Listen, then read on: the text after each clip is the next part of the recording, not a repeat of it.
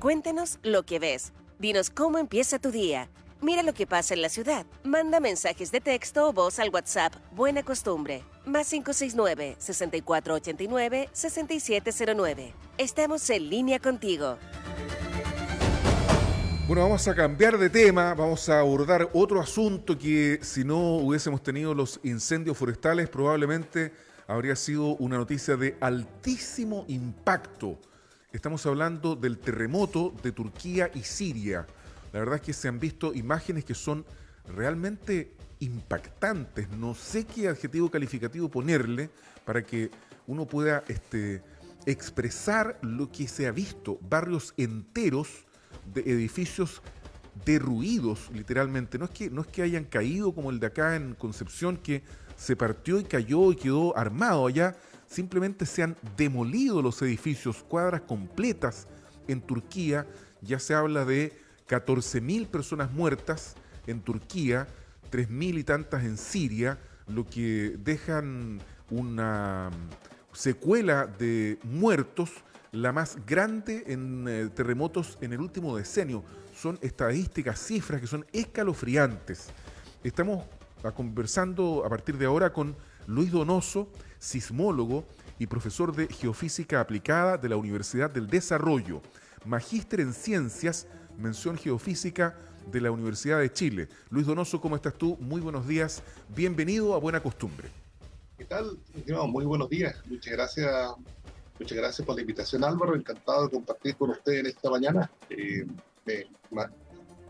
Pues, tal como usted lo decía, las noticias no son buenas los que llegan, pero tenemos mucho que aprender, ¿ya?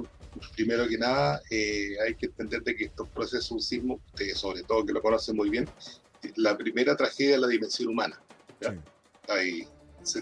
Hay miles de vidas, miles de familias que fueron arrasadas por este tema, pero eso nos hace valorar un poquito más lo que tenemos en Chile, ¿ya? Sí. El término de la regulación de la construcción y la responsabilidad de la construcción es lo que nos ha permitido probablemente a usted y a mí también seguir vivos todavía, si no estaríamos, ya ni siquiera estaríamos acá. Pero, profesor, antes de ir allá, fíjese, yo creo que todo esto hablando desde la falta de conocimiento o desde la ignorancia, porque la gente dice, pero ¿cómo nosotros? El terremoto nuestro fue de 8.8 y en Turquía fue de 7.8 Richter y quedó la escoba. Pero hay diferencias entre un sismo y otro. Me gustaría que nos detuviésemos en eso, por favor. Muchas diferencias. Nosotros tenemos los sismos destructivos en Chile, son generalmente asociados a sismos de subducción, ¿ya? Hay muy pocos sismos en cordillera y en algunas otras partes del territorio que generan daños locales. La densidad de población de nosotros es bastante dispersa en términos generales. El tema en Turquía es que usted tiene ahí en la imagen tiene una autopista pasando, ¿ya? Es literalmente la gente estaba viviendo sobre la zona que se fracturó, sobre la falla geológica que se rompió. ¿Y eso qué es lo que establece? Establece que la intensidad del movimiento, la violencia del movimiento, nosotros no la podemos percibir porque se rompe a 30, 50, 60 kilómetros de profundidad. Allí se rompió en superficie.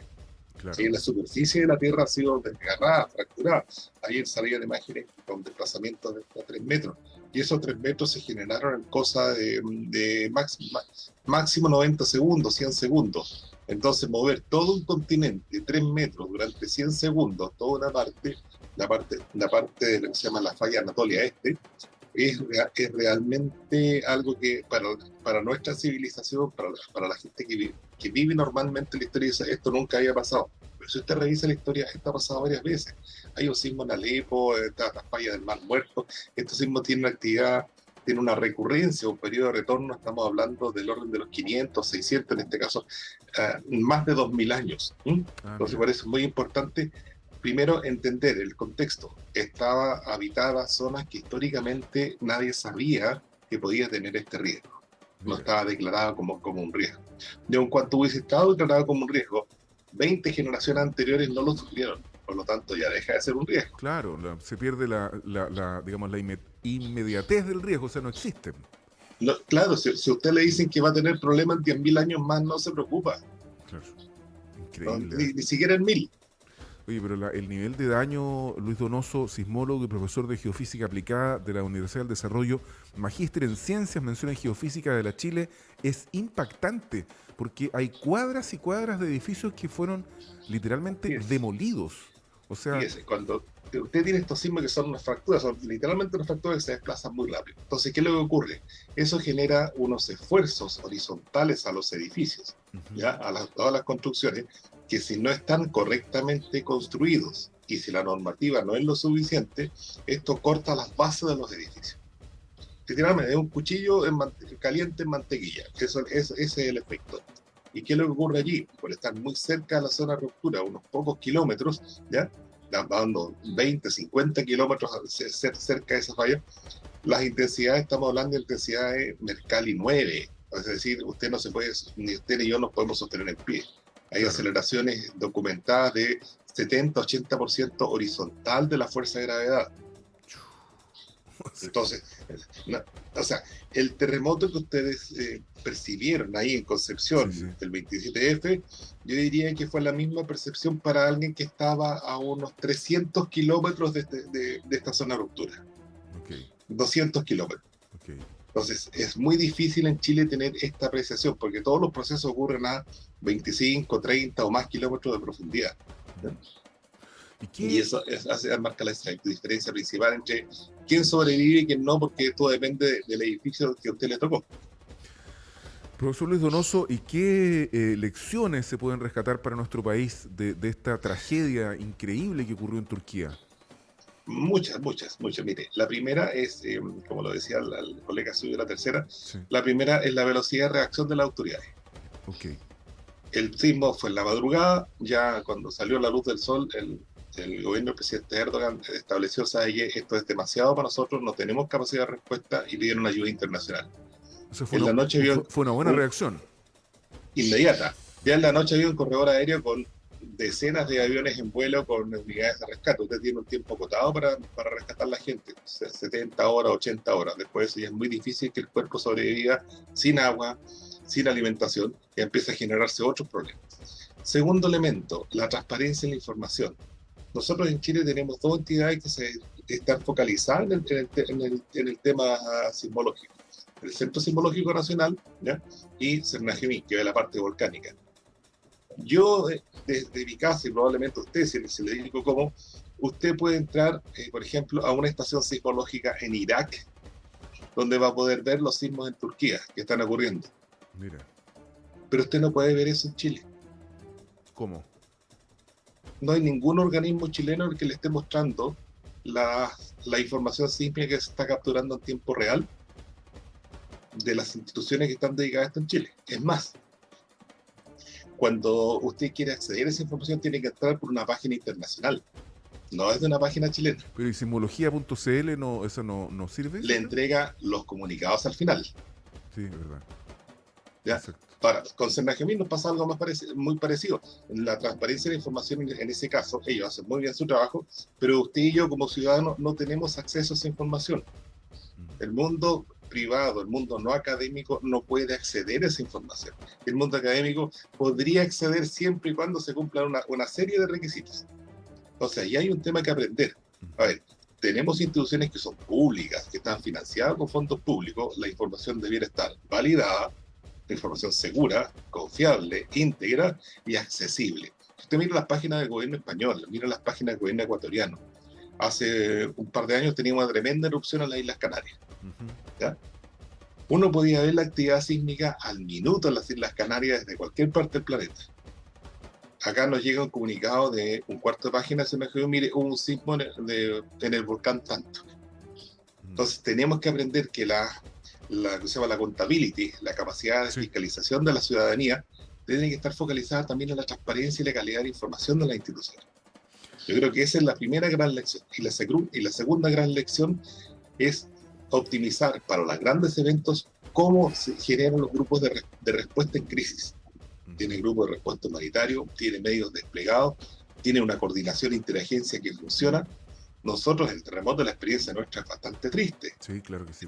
La coordinación no fue pulcra, fue más bien desastrosa. ¿Ya? Entonces, ¿aprendimos las lecciones? Sí, las aprendimos, pero en esa dimensión. En otras dimensiones no estamos seguros qué es lo que puede ocurrir. ¿Manejamos bien el tema sísmico como sociedad? Totalmente de acuerdo. Eso ya la lección está aprendida. Pero hay otras dimensiones, hay otros problemas que no los vamos a ir viendo en la medida que se nos vayan presentando. El tema de crisis, por ejemplo, que usted lo mencionaba en el tema de los incendios. Sí. ¿Cómo es la comunicación? ¿Cómo es la prevención? ¿Cómo es la mitigación? Ya no es el primero. Entonces, eso nos refleja una debilidad estructural en el Estado. Y eso hay que ponerle el tema. ¿Sabes que yo tengo una percepción respecto de el manejo de la información posterior a el evento, al terremoto, en fin, u otra tragedia? Yo tengo la impresión de que el aprendizaje ha sido más bien poco. Porque fíjese que hace un par de meses, no recuerdo bien exactamente, hubo un sismo más o menos fuerte que fue sobre Mercalli. Es decir, se cortó la luz, se interrumpieron las comunicaciones, lo que indica la escala Mercalli. ¿Se acuerda usted el Lebu? Sí, perfectamente. Bueno, perfectamente. resulta que el sistema, ¿cómo se llama?, de telefonía celular no funcionó. Por lo tanto, todo el sistema sobre el cual está construida la comunicación de emergencia del gobierno, que es el sistema SAE, no sirvió para nada. Porque la gente no tenía información. Porque no funcionaban las antenas de telefonía. Y hoy día se está viendo otra vez, porque las antenas con el incendio forestal se han quemado. Entonces... Bueno, eso lo que usted está planteando son los bordes de este sistema. Cuando el borde está muy cerca suyo, obviamente al primer problema esto se cae. Y tiene que haber un sistema de respaldo. Pero fíjese que hay otra variable que pasa a ser súper importante en el tema sismológico sobre todo, ¿ya? En todos los países que son muy grandes tienen centros sismológicos regionales. Claro. El Centro Sismológico Nacional es una colección de información regional. Claro. ¿Ya? Y esa es una debilidad. ¿Por qué un sismo en Lebu debe esperar que se consolide y se prepare una información que llega correctamente 5, 7 minutos después, 10 minutos después en otra posición del país? Claro. En Concepción tienen de sobra capacidades para tener un centro, no solamente del Biobío, sino que todas las zonas centro-sur. ¿Ya? Claro. Lo mismo pasa en la Patagonia, lo mismo pasa en el norte. Y esos centros después convergen en un solo centro. No es el gran centro que empieza a bajar. Entonces ahí hay una lección que aprender y una línea de trabajo que sería interesante explorarla. Es más óptimo que cada región, en términos que defina sus prioridades, en términos de emergencia, en términos de comunicaciones, y al final del día son ustedes los que conocen su propia realidad, dónde instalar los equipamientos, cuáles son las rutas de acceso, cómo hacer el mantenimiento, claro, qué equipo está fallando. Entonces esa dinámica que uno lo pone a prueba en toda y cada crisis, sin duda que no podemos esperar que ocurra el gran evento para que esto se resuelva o para que recién se pueda apreciar. Luis Donoso, la última pregunta, porque se nos fue el tiempo lamentablemente, y es la típica pregunta, porque si no la hago la gente se enoja con uno. ¿Existe probabilidad de que algún día en Chile exista un sismo tan destructivo como el de Turquía? Mire, más que como Turquía no, porque solamente eso responde a un fenómeno como lo que tenemos más al sur, a la falla de Lequeñovsky, y esa falla se rompe en pedacitos muy chicos. La expresión de la falla de esa falla de Lequeñovsky, que aparte de Lequeña, termina el Fiordo de Ofri, ¿ya? El istmo de Fiordo, es el terremoto de Aysén del año 2007. Ya. Que 6.2, es pequeño, o sea, es grande para la zona, generó 11 fatalidades, ¿ya? Pero todos los demás están asociados a subducción. ¿Ya? Okay. Y subducción hablamos de, en el caso, 150, 180 años de periodo de retorno. Entonces ya tuvimos el último, el 2010, esperemos 100, 120, 150 años en la zona UT al menos para tener algo equivalente. ¿Que va a temblar al medio? Sí, va a temblar, vivimos en una zona de subducción, eso claro. Es parte del tema. Pero no podemos esperar que haya un sismo de esa naturaleza o de esa intensidad, ¿ya? Que genere esa intensidad, sin antes hacer estos pequeños ajustes al sistema que permita consolidar los conocimientos, distribuir el conocimiento a nivel regional, distribuir las capacidades y sobre todo permitir una correcta asociación público-privada para poder analizar esta información y poder facilitar el desarrollo del trabajo de las autoridades. Luis Donoso, sismólogo y profesor de Geofísica Aplicada de la Universidad del Desarrollo, magíster en Ciencias, mención Geofísica de la Universidad de Chile. A propósito del enorme terremoto de Turquía, conversando con nosotros esta mañana de jueves, aquí en Buena Costumbre. Muchas gracias, Luis Donoso, por estar acá. Muchas gracias a ustedes por la invitación. Muy buenos días.